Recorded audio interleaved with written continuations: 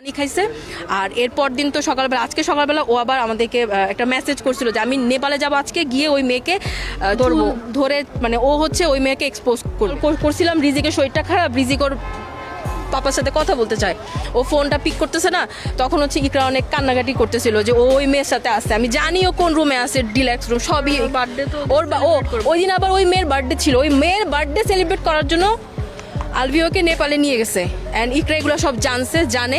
ইকরা তখন ওকে video call দিছে, আলভিওকে straight বলছে যে তুমি আমাকে এখন ইচ্ছা করে মানে রিজিক অসুস্থ এটা বলে তুমি আমাকে মিথ্যা কথা বলতেছো।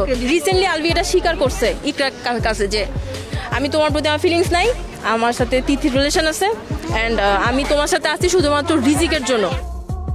3 বছর ধরে তিথির সাথে পরকীয়া করছেন আলভি। এই কারণে ইকরা আলভির সংসারে অশান্তি। স্বামীর পরকীয়ার খবর বান্ধবীদের কাছে নিয়মিতই জানাতেন ইকরা। সবশেষ পরকীয়া প্রেমিকার জন্মদিন পালন করতে নেপালে চলে যায় আলভি।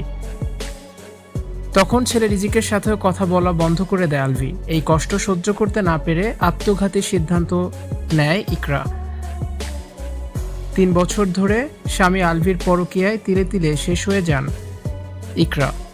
ইকরার বান্ধবীরা বলেন, প্রায়ই ইকরা আলভি ও তার পরকীয়ার প্রেমিকা তিথির মেসেজের স্ক্রিনশট আমাদেরকে দেখাতো।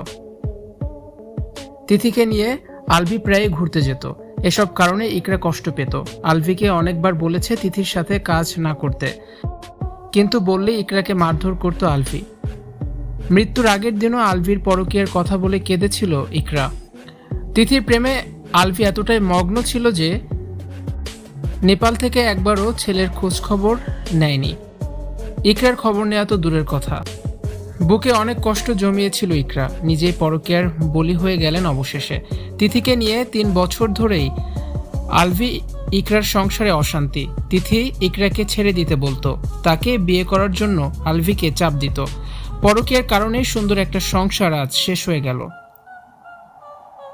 ফুটফুটে ছেলে রিজিককে রেখেই পৃথিবীর মায়া ত্যাগ করে চলে গেলেন ইকরা। ভিউয়ার্স, আলভি তিথির পরকীয়া নিয়ে আপনাদের কি মন্তব্য অবশ্যই কমেন্টস করে জানিয়ে দিন।